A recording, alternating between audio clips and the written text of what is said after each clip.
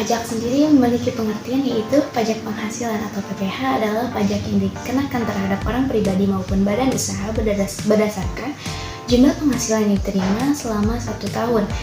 Ketentuan mengenai PPH itu sendiri pertama kali diatur dalam Undang-Undang Nomor 7 Tahun 1983 yang menjadi subjek pajak yaitu orang pribadi dan warisan yang belum terbagi. Yang kedua yaitu badan usaha yang terdiri dari perseroan terbatas, perseroan komanditer, dan badan usaha lainnya baik dengan bentuk firma, koperasi, persekutuan, dan lainnya, baik itu BUMN ataupun BUMD. Yang ketiga yaitu badan usaha tetap atau BUT. Subjek pajak dapat dibedakan menjadi yang pertama subjek pajak dalam negeri yang terdiri dari orang pribadi yang tinggal di Indonesia dalam jangka waktu 12 bulan yang dalam 1 tahun pajak berada di Indonesia dan mempunyai niat menetap di Indonesia. Yang kedua yaitu subjek pajak badan yang didirikan atau bertempat kedudukan di Indonesia. Yang ketiga yaitu subjek pajak warisan, di mana warisan yang belum dibagi sebagai satu kesatuan menggantikan yang berhak.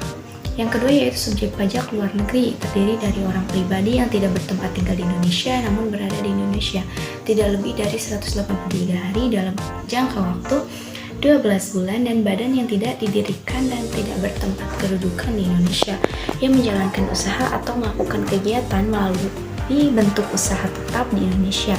Jadi, kesimpulannya yaitu subjek pajak orang pribadi dalam negeri menjadi wajib pajak apabila telah menerima atau memperoleh penghasilan yang besarnya melebihi penghasilan tidak kena pajak.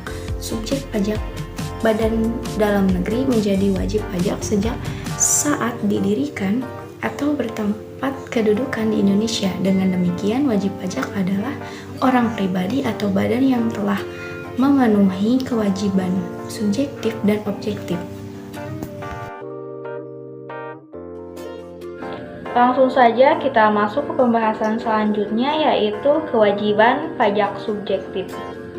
Di sini kita harus mengetahui apa saja dan kapan sih mulai dan berakhirnya subjek pajak.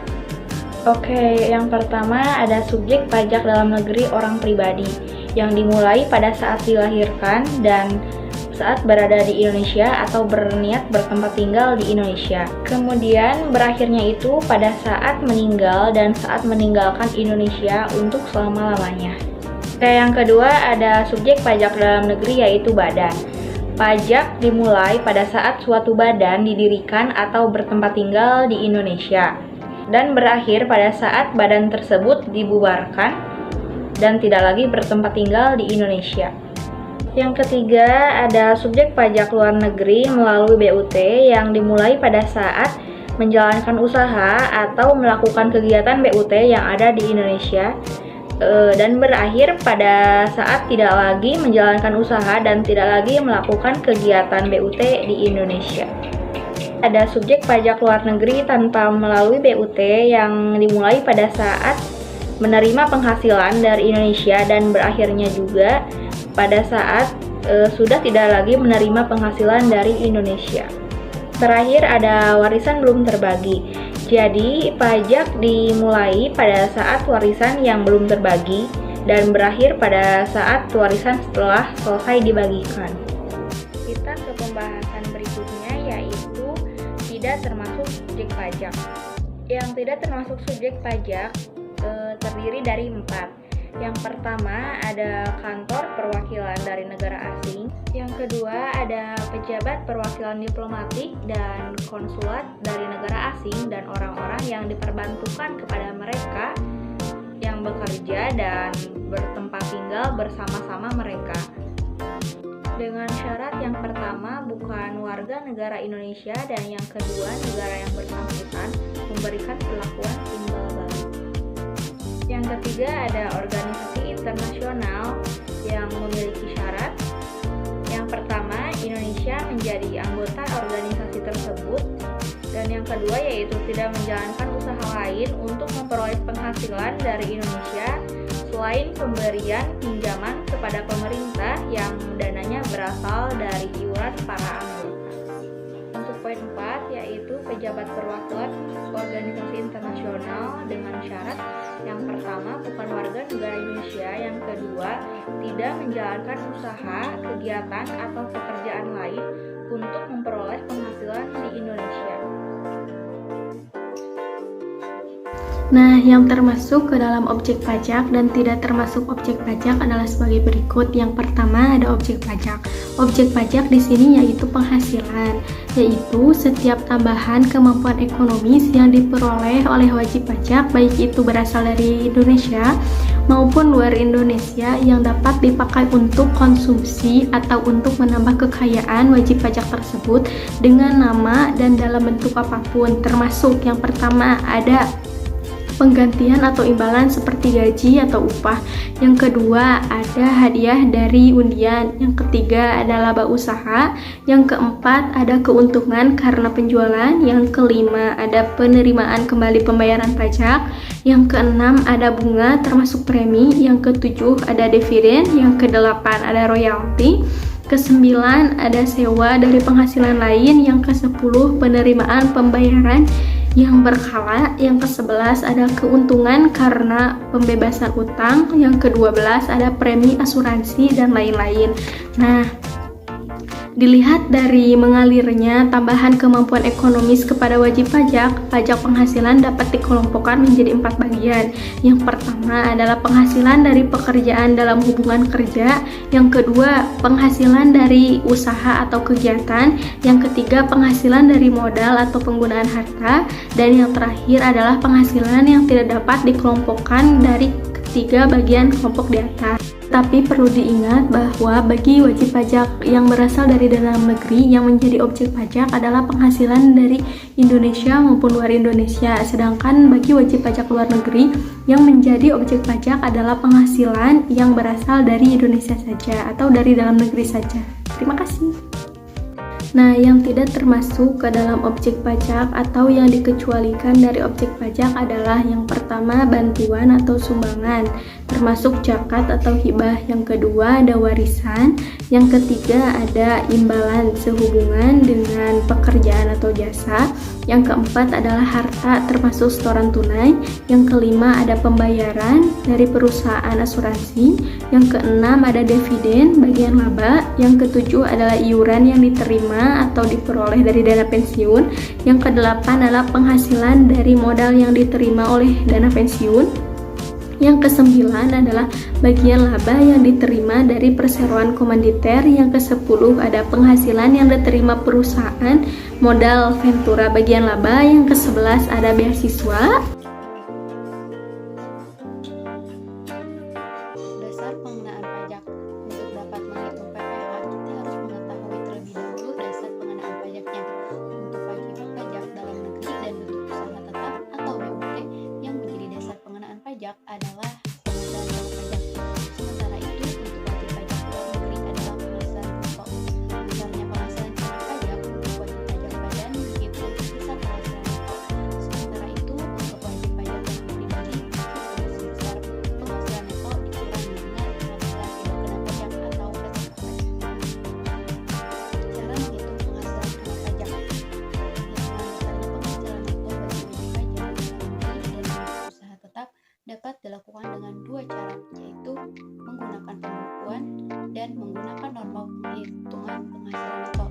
Pembukuan adalah suatu proses pencatatan yang dilakukan secara teratur untuk mengumpulkan data dan informasi keuangan yang meliputi harta, kewajiban, modal, penghasilan, dan biaya, serta jumlah harga perolehan dan penyerahan barang atau jasa yang ditutup dengan menyusun laporan keuangan berupa neraca dan laporan laba rugi setiap tahun pajak berakhir. Wajib pajak badan dan wajib pajak orang pribadi yang melakukan kegiatan usaha atau pekerjaan bebas diwajibkan menyelenggarakan pembukuan. Dikecualikan dari kewajiban menyelenggarakan pembukuan, tetapi wajib melakukan pencatatan adalah wajib pajak orang pribadi yang melakukan kegiatan usaha atau pekerjaan bebas yang menurut ketentuan peraturan perundang-undangan kependudukan. Yang pertama, diperbolehkan menghitung penghasilan neto dengan menggunakan norma perhitungan penghasilan neto. Dan poin kedua, wajib pajak orang pribadi yang tidak melakukan kegiatan usaha atau pekerjaan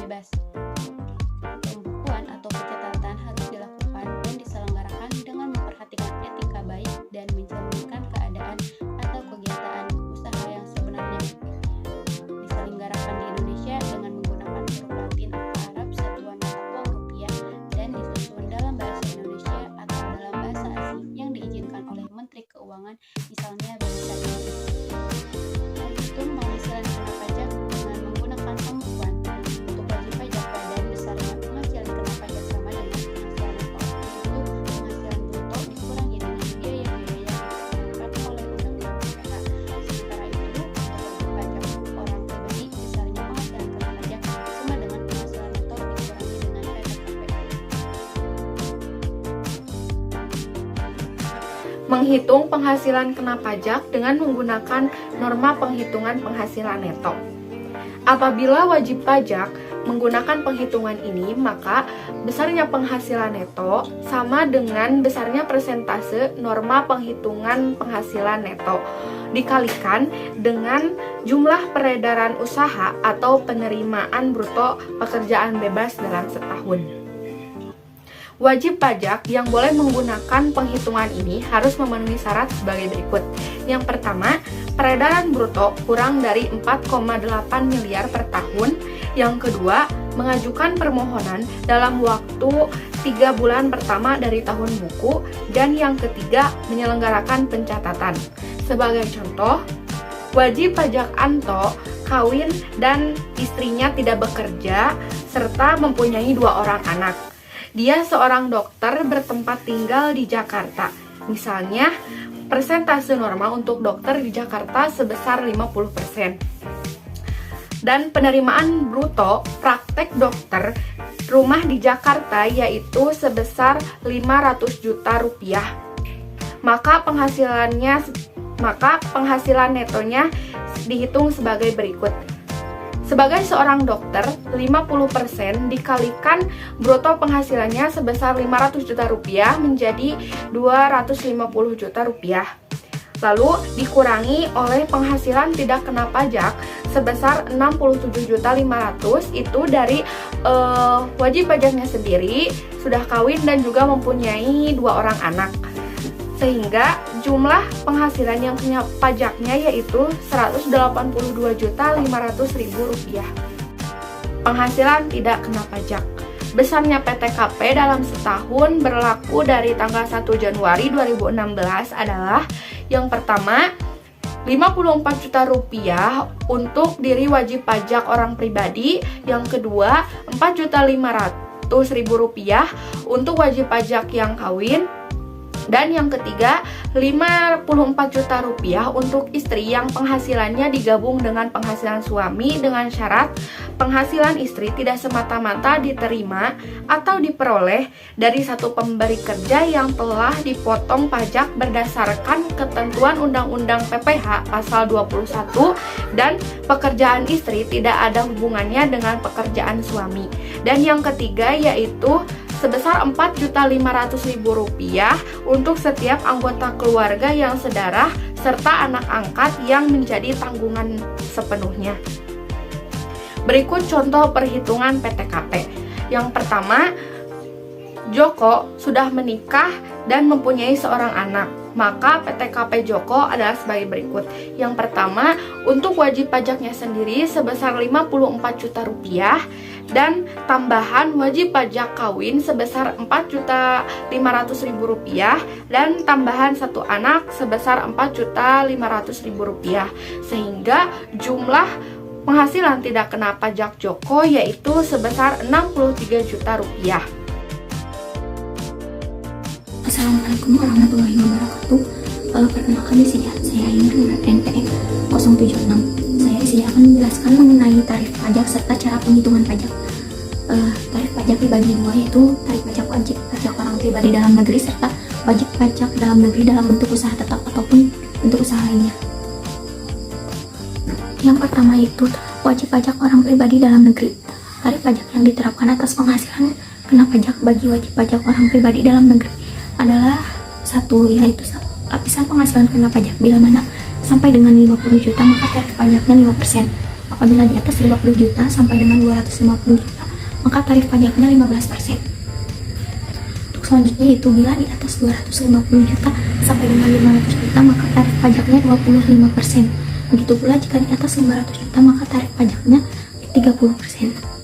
Namun dengan ketentuan yang baru sebagaimana diatur dalam peraturan pemerintah tarif wajib pajak bagi pribadi paling besar itu di angka 25%. Sementara itu untuk tarif pajak yang diterapkan atas PKP bagi wajib pajak usaha ataupun badan usaha tetap dalam negeri adalah sebesar 28%.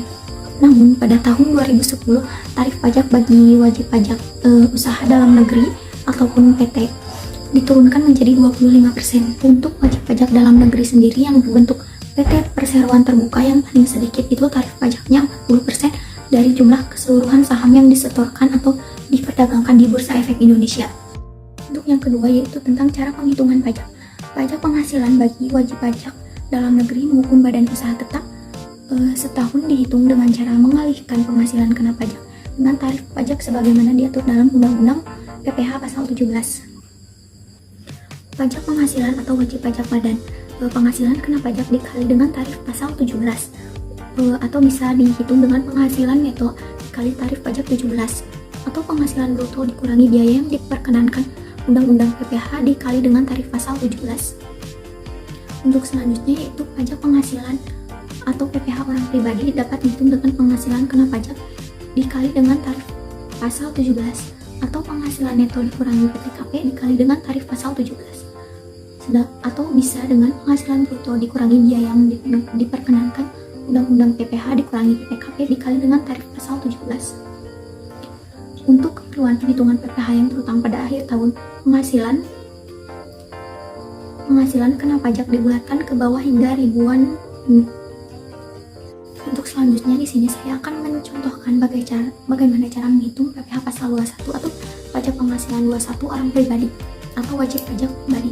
Di sini saya akan mencontohkan Ibu Mirna merupakan salah satu karyawan di PT Sari Husada dengan gaji pokok sebesar 4,5 juta rupiah per bulan. Lalu berapa PPh yang wajib dibayarkan oleh Ibu Mirna dengan gaji 4,5 juta per bulan? Maka dapat dimulai dengan gaji tersebut atau yang senilai 4,5 juta per bulan dikali dengan jumlah bulan yang ada yaitu 12 bulan. Maka 4,5 juta dikali dengan 12 bulan sebesar 54 juta rupiah penghasilan Ibu Mirna dalam setahun. Jumlah penghasilan dalam setahun ini kemudian dikurangi dengan PTKP atau penghasilan tidak kena pajak sebesar 54 juta rupiah. Dapat diketahui bahwa penghasilan Ibu Mirna dalam setahun 54 juta rupiah, sedangkan PTKP yang dibayar juga sebesar 54 juta rupiah. Sehingga dalam hal ini Ibu Mirna tidak diwajibkan untuk membayar PPh pasal 21. Mungkin sekian, terima kasih. Pemotongan atau pemungutan pajak penghasilan yang bersifat final. Dalam ketentuan mengenai pajak penghasilan, ada beberapa jenis penghasilan atau objek pajak yang dikenakan pemotongan atau pemungutan pajak yang bersifat final. Penghasilan yang dikenakan pemotongan atau pemungutan PPh yang bersifat final tetap dilaporkan dalam surat pemberitahuan atau SPT, hanya saja jumlahnya tidak dijumlahkan dengan penghasilan lain. Pajak yang sudah dipotong tidak dapat diperhitungkan sebagai kredit pajak. Cara melunasi pajak. Pada dasarnya, wajib pajak dapat menghitung dan melunasi pajak melalui dua cara, yaitu yang pertama, pelunasan pajak tahun berjalan, yaitu pelunasan pajak dalam masa pajak yang meliputi pembayaran sendiri oleh wajib pajak atau PPh pasal 25 untuk setiap masa pajak.